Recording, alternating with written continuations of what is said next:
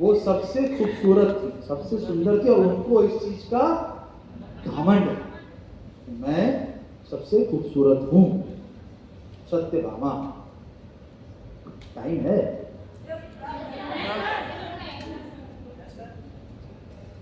तो सत्यभामा, बस एक आध स्लाइड और है तो मैं क्लोज करूंगा। सत्यभामा।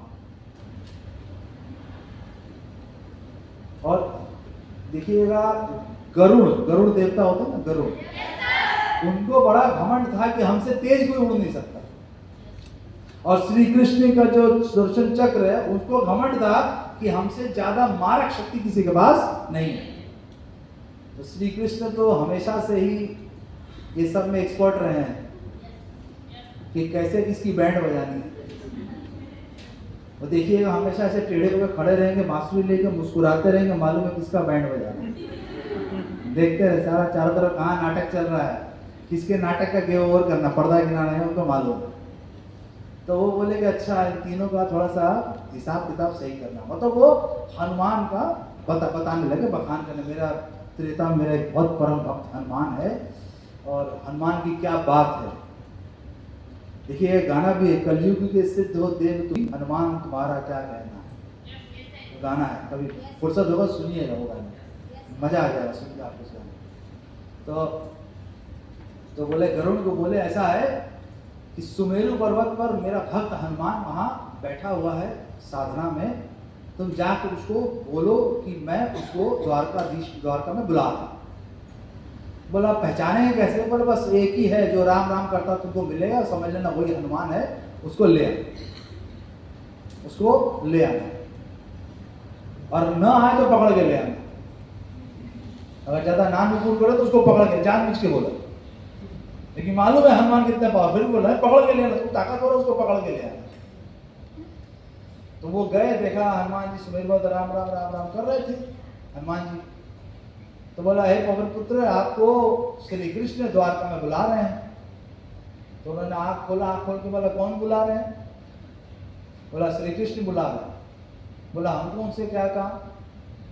मेरे तो भगवान एक ही है राम, हमको तो उनसे कोई काम है नहीं। तो बोला आप चलेंगे कि हम आपको ले चले? बोला हम जाएंगे तो नहीं, अगर लेके जा सकते तो ले चलेंगे। उन्होंने बोल दिया। तो गरुड़ ने अपना गरुड़ पाश फेंका, उसको बांध दिया। गरुड़ पाश को सबसे स्ट्रॉन्ग बोलते थे। उन्होंने बोला जय श्री राम, किया पड़ गया, अपनी पूंछ में गरुड़ को लपेटा, लपेट को उठा के फेंक दिया बाहर। वो वापस गए गरुड़ देव कृष्ण के पास, बोले प्रभु वो तो बड़े उद्दंड हैं, एक तो मना कर दिया, उन्होंने पूंछ में बांध के उठा के बाहर फेंक दिया। तो उनकी रानियां बोली आप तो उनका गुणगान करते नहीं थक रहे थे, तो बड़े घमंडी हैं। तो बोले नहीं आएंगे। तो कृष्ण बोले हमसे ही गलती हो गई गरुड़, ऐसा है कि अब जाकर उसको बोलो द्वारका में श्री राम बुला रहे हैं, और न आए तो फिर पकड़ के लें। बोला बस यही मत बोलिएगा, फिर पकड़ के लें, ये मत बोलिएगा, और तो सब ठीक है, हम जाके बोल जरूर देंगे, लेकिन ये मत बोलिएगा आप पकड़ के फिर से ले आए, ये नहीं होगा, एक बार खा चुके। तो वो गए, तो बोले हे पवन दे, बोला फिर आप आ गए, तो अभी बाहर फेंका था ना आपको हमने। बोला नहीं नहीं, मैं ये कहने आया था कि द्वारका में श्री राम आपको बुला रहे हैं। बोला कौन बुला रहे हैं? श्री राम। अच्छा, गदा उठाई, जिस पर्वत पे बैठे थे मारा, ऐसे झटका मारा उन्होंने, चकनाचूर पर्वत हो गया, और यूं उड़ान भरी और धड़ाक से नहीं पहुंची द्वारकाधीश। द्वारकाधीश में जब पहुंचे तो पूरी द्वारकाधीश, पूरी पृथ्वी डोल गई, ऐसे कांपने लगी। तो सारी रानियां बोलने लगी प्रभु ये क्या हो गया, प्रलय आ गया, भूकंप आ गया, ये क्या हो रहा है, पूरी पृथ्वी डोल रही है। तो कृष्ण बोले ना प्रलय आया ना भूकंप आया, मेरा भक्त हनुमान है।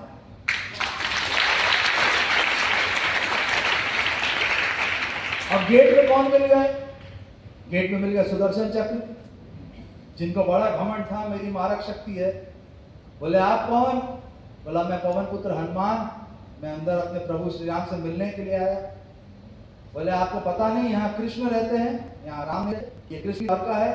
बोला ये तो नहीं पता हमको, बोला यहाँ अंदर प्रभु श्री राम हमको बुला रहे, हम अंदर तो जाएंगे। तो बोला हमरे रहते आप कैसे चले जाएंगे, आपकी इतनी हिम्मत, हमको जाने नहीं देंगे। बोला रोक के दिखाइए। अब श्री सुदर्शन चक्र उनके आसपास चलने लगा, माना उनके ऊपर आक्रमण अटैक कर दिया। हनुमान जी धीरे धीरे धीरे धीरे, तो बड़ा होने की शक्ति थी, एकदम बड़े से हो गए। सुदर्शन चक्र आया, इसे पकड़ा, मुंह में रख लिया। लोग एप्पल नहीं खाते हैं, उन्होंने सुदर्शन, बोला पहले भी सूर्य को खा ही चुके थे तो कोई प्रॉब्लम था नहीं, है ना। जुग सहस्त्र जोजन फल वाले लीले ताही पा माधुर फल जाने, तो कोई प्रॉब्लम रखा, मुंह रख लिया हमारे आराम से। अंदर गए, अंदर पहुंचे तो श्री कृष्ण ने देखा कि हनुमान आए, लेकिन बोले कि हनुमान को मैं अगर राम रूप में अपने आप को लाऊंगा तो मुझे सहजता से और ग्रहण करेगा। ये श्री कृष्ण को लगा। मतलब dress code is important. Shri Krishna कौन है, अपलाइन है ना, और हनुमान क्या वो डाउनलाइन हुए, तो ड्रेस कोड इंपॉर्टेंट है कि नहीं। वो चाहते तो कृष्ण की तरह भी मिल सकते थे, लेकिन उनको लगा नहीं राम की तरह मिलेंगे तो ज्यादा इजीली एक्सेप्ट होगा।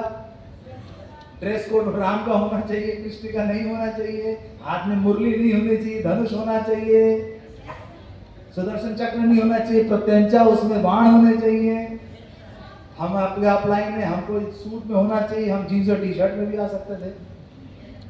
सब तो अपने ही हैं, क्या फायदा, कोई प्रॉब्लम थी नहीं, लेकिन ड्रेस कोड इज इंपॉर्टेंट। तो फिर वो राम के रूप में आए, हनुमान ने उनको देखा, हनुमान की आंख से आंसू निकल गए, दोनों ने एक दूसरे को गले लगाया। और फिर रुक्मिणी थी, माता सीता के रूप में आई, बोले हनुमान फल खाओगे, बोला बिल्कुल माता, आप देंगे हम ना खाएं। अब फल खाने के लिए तो जो मुंह के अंदर होगा निकालना पड़ेगा, तब ना फल जाएगा अंदर। उन्होंने अपना मुंह खोला, सुदर्शन चक्र को बाहर निकाला। तो कृष्ण जी बोले ये कब हुआ है, ये कब हो गया भाई। तो देखिए सीखने की बात इसमें क्या है, वो बोल सकते थे अरे ये रंगबाजी मार रहे थे हमारे सामने, तो इनको सबक सिखाना था, इसके मुंह में डाल दिया।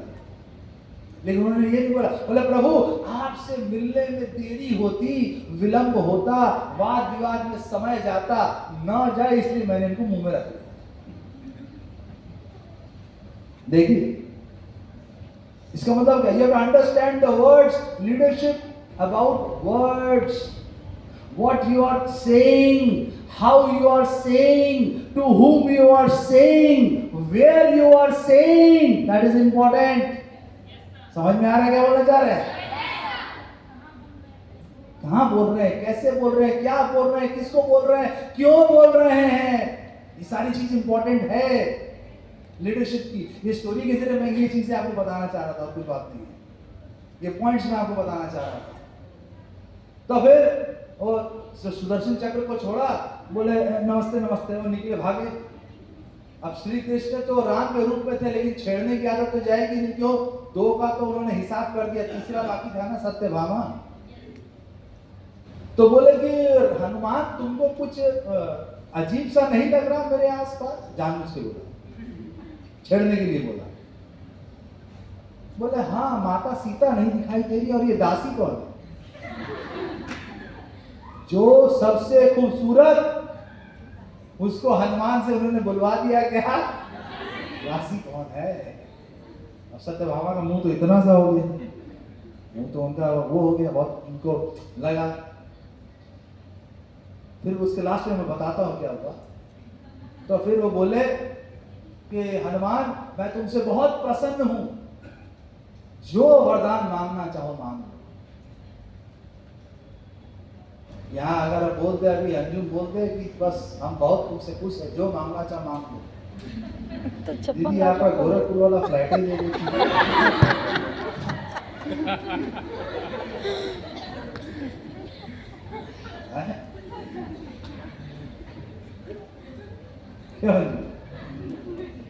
अंजू बोली पता नहीं, शायद दादा मांग भी सकते हैं, एक से एक तोप है, कुछ भी मांग सकते हैं,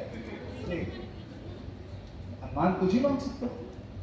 तो बोलते कोई वरदान मांगो, चिरंजीवी तो थे, तो ये नहीं कि हमको अमर कर दिए तो वरदान मांगा, तो चिरंजीवी ऐसे ही है। लेकिन उन्होंने क्या बोला, प्रभु मुझे बस कुछ नहीं चाहिए, आपकी भक्ति चाहिए, आपका भक्त बना रहा आपकी। मोरल ऑफ द स्टोरी क्या है? आप लाइन से कुछ मेटेरियलिस्टिक मत मांगिए, आप लाइन से बस खाली उसका साथ मांगिए, करोड़पति तो आप ऐसे ही बन जाए।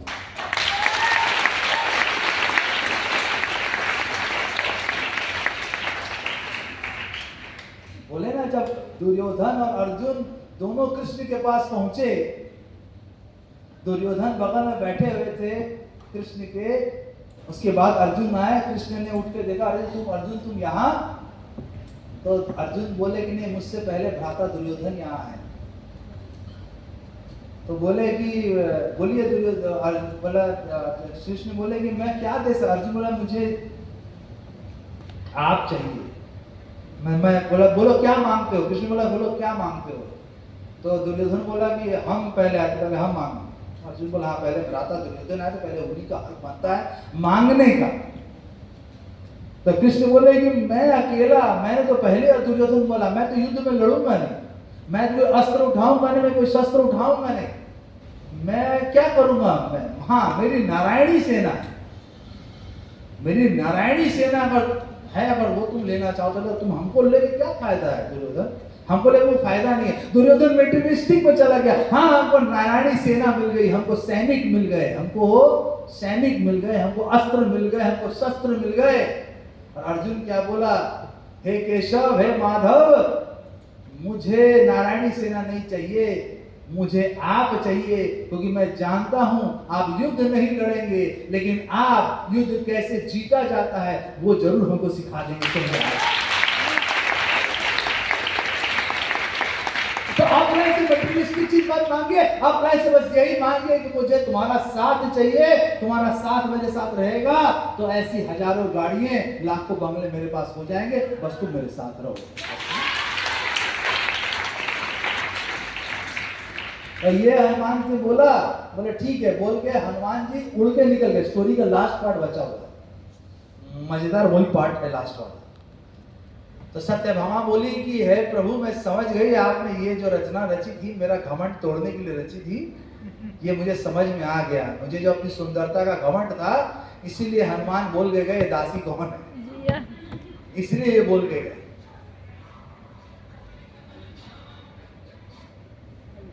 ये बोल के गए ये कौन है। इतने में सुदर्शन चक्र बाहर खड़े थे, तब तक वरुण देव आए, गरुड़ आए। गरुड़ आके बोल रहे, मित्र सुदर्शन, पवन पुत्र हनुमान आने वाले हैं, उनसे पंगा मत लेना, बड़ी कष्ट में रहोगे। तो बोला आने वाले हैं, वो तो आगे चले भी गए। तो गरुड़ बोला कि माने मुझसे गति में कहीं ज्यादा तेज है हनुमान।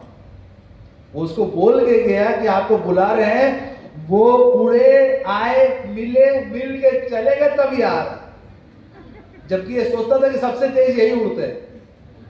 तो बोला वो आके चले भी गए। तो सुदर्शन बोला भाई गति में नहीं, मारक शक्ति में भी वो मुझसे बहुत तेज है, मुंह में रख लिया था एप्पल समझ के, बस खाया नहीं। तो देखिए इतनी पावर होने के बाद भी एक ऐसे है हनुमान जी जो इतने सिंपल है, हम्बल है। आप भी लाइफ में बहुत पैसा कमाएंगे, मैं आपको बता रहा हूं, आप सिस्टम के साथ 5 साल 10 साल 15 साल टिक जाएंगे, पैसा बहुत कमाएंगे, लेकिन जिस दिन आपने हम्बलनेस छोड़ दी उस दिन आपका सब कुछ चला जाएगा। क्योंकि घमंड रावण का भी नहीं रहा, तो हम और आप किसके?